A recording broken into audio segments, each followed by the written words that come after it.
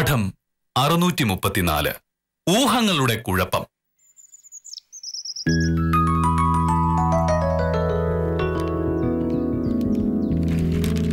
കോടതി മുറിയിൽ പ്രതിഭാഗം സാക്ഷി പ്രോസിക്യൂഷന് അനുകൂലമായി മൊഴി കൊടുത്തു. പ്രതി ശിക്ഷിക്കപ്പെടാൻ സാധ്യത.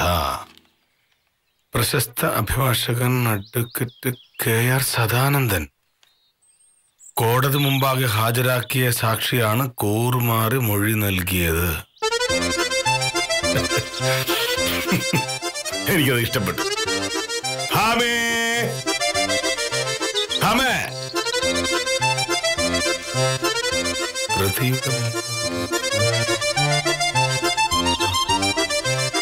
എന്താ മോനട്ടാ?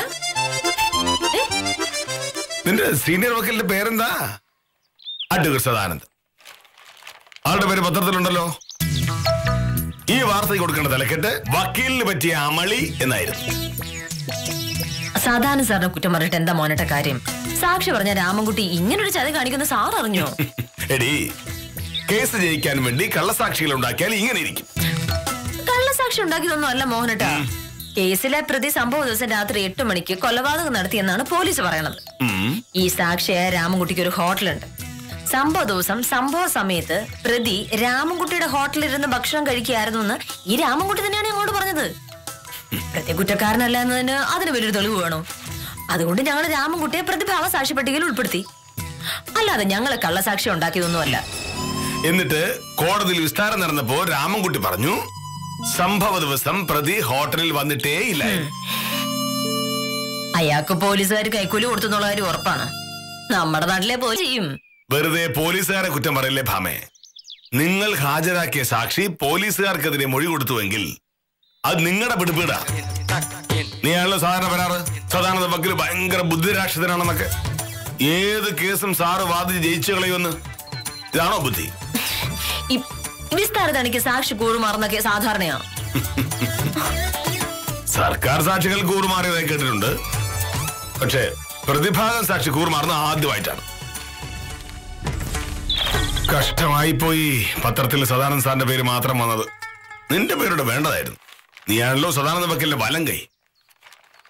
ആപ്പിലായ വക്കീലന്മാർ എന്ന് പറഞ്ഞ് നിന്റെയും സദാനന്ദ വക്കീലിന്റെയും ഇങ്ങനെ ഇരിക്കുന്നൊരു ഫോട്ടോയും. അല്ലാതെ വലിയ ഡോക്ടറോ എഞ്ചിനീയറോ ബിസിനസ്സുകാരനോ ആകണമെന്ന് ഞാൻ ഒരിക്കലും ആഗ്രഹിച്ചിട്ടില്ല. ഇതിനെയാണ് നമ്മൾ കിട്ടാത്ത മുന്തിരി പുളിക്കും എന്ന് പറയുന്നത്. ഡോക്ടറും എഞ്ചിനീയറും വക്കീലും ഒക്കെ ആണെങ്കിലേ കുറച്ച് പാട് തന്നെയാ മോഹനേട്ടാ.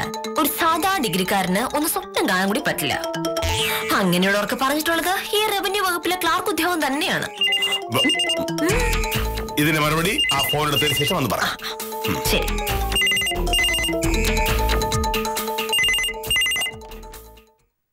ഹലോ, അതെ, K മോഹനകൃഷ്ണനാണ്. ഗോപി സാറോ? നമസ്കാരം സാർ. എത്ര നാളായി വിളിച്ചിട്ട്? ആണോ? അത് ശരിയാണ്. ഞാനും കുറച്ച് തിരക്കിലായി പോയി. മിക്കവാറും ഞാൻ സാറിനെ പറ്റി ഓർക്കും, വിളിക്കണമെന്നും കരുതും, പിന്നെ അങ്ങ് മറന്നുപോകും. തിരക്കല്ലേ സാർ? ഇവിടെയോ? അതെയോ? അതിനെന്ത് സാർ, ഇങ്ങോട്ട് വന്നാ മതി. ഞാൻ 9:38 ഇവിടുന്ന് പുറപ്പെടും. സാറ് വരികയാണെങ്കിൽ ഞാൻ അര ദിവസത്തെ ലീവ് എടുക്കാം. വേണ്ടേ? ശരി സാർ. വില്ലേജ് ഓഫീസർ K മോഹനകൃഷ്ണന്റെ വീട് ഏതാണെന്ന് ആരോട് ചോദിച്ചാലും കാണിച്ചു തരും. ശരി സാർ. ആരാ വിളിച്ചതറിയാമോ? ഏതോ മേലുദ്യോഗസ്ഥനാണെന്ന് മനസ്സിലായി. അല്ലെങ്കിൽ സംസാരത്തിൽ ഇത്രയും മര്യാദ കാണിക്കില്ലല്ലോ. നിനക്ക് തെറ്റി. എന്നെ വിളിച്ചത് ഗോപി സാറാണ്. ഏത് ഗോപി സാറ്? എന്നെ സ്കൂളിൽ പഠിപ്പിച്ച ഗോപി സാർ. 8ാം ക്ലാസ് മുതൽ എന്നെ കെമിസ്ട്രി പഠിപ്പിച്ചത് ഗോപി സാറാണ്. എന്നെ വലിയ കാര്യമായിരുന്നു. സത്യത്തിൽ ഗോപി സാറിന്റെ ഉപദേശം കൊണ്ടാണ് ഞാൻ കെമിസ്ട്രിയിൽ ഇത്രയും വലിയ മിടുക്കനായത്. കുറച്ചു മുമ്പല്ലേ ഞാൻ പറഞ്ഞത്, സ്കൂളിൽ പഠിക്കുന്ന കാലം തൊട്ടേ എന്തെങ്കിലും ഒരു സർക്കാർ ജോലി വാങ്ങി ആളുകളെ സഹായിക്കണം എന്ന ആഗ്രഹം എനിക്കുണ്ടായിരുന്നു എന്ന്. ആ ആഗ്രഹം ഉണ്ടാക്കി തന്നത് ഈ ഗോപി സാറാണ്. സാർ എപ്പോഴും പറയുമായിരുന്നു, മോഹനകൃഷ്ണ, നന്നായി പഠിക്കണം, ഒരു സർക്കാർ ജോലി വാങ്ങണം, ആളുകൾക്ക് നമ്മളെ കൊണ്ട് ഉപകാരമുള്ള എല്ലാ സഹായവും ചെയ്തു കൊടുക്കണം എന്നൊക്കെ. ഞാനത് പറഞ്ഞപ്പോ നീ പറഞ്ഞു കിട്ടാത്ത മുന്തിരിങ്ങ പുളിക്ക് വന്നു. എന്താണ് സാറേ പറ.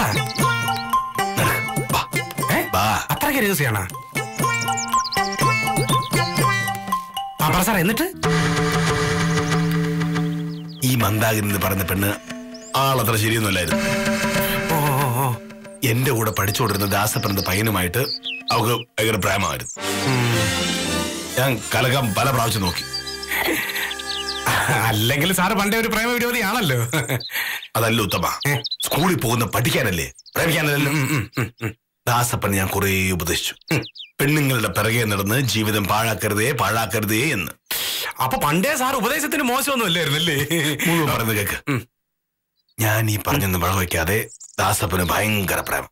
അങ്ങോട്ടും ഇങ്ങോട്ടും എഴുത്തെഴുത്ത്, വഴിയിൽ വെച്ച് കിന്നാരം പറച്ചൽ. അന്ന് 9ാം ക്ലാസ്സിലെ ക്രിസ്മസ് പരീക്ഷ നടക്കുമ്പോ ഒരു സംഭവം. എന്ത് സംഭവം സാറേ? എന്ത്? പരീക്ഷയ്ക്ക് ഞാനും ദാസപ്പനും പഠിച്ചുകൊണ്ടിരിക്കുകയായിരുന്നു. ഞാൻ നോക്കിയപ്പോ ദാസപ്പൻ ഒരു എഴുത്തെഴുതി പുസ്തകത്തിനകത്ത് വെക്കുന്നു. അവ കൊടുക്കാനാ. പരീക്ഷയുടെ ഇടയ്ക്കും അമ്മാതിരി വരാൻ എനിക്ക് ദേഷ്യം വരാനിക്കോ? ദാസപ്പൻ മൂത്രമൊഴിക്കാൻ പോയ നേരം നോക്കി ഞാൻ ആ എഴുത്തെടുത്ത് എന്റെ പോക്കറ്റിൽ വെച്ചു. അവൻ തിരിച്ചു വന്ന് കുറച്ചു നേരം കഴിഞ്ഞപ്പോ മന്ദാകിനി വന്നു. അവക്ക് കൊടുക്കാനായി ദാസപ്പൻ ആ എഴുത്ത് അന്വേഷിച്ചു തുടങ്ങി. വേറെ സമയമില്ല.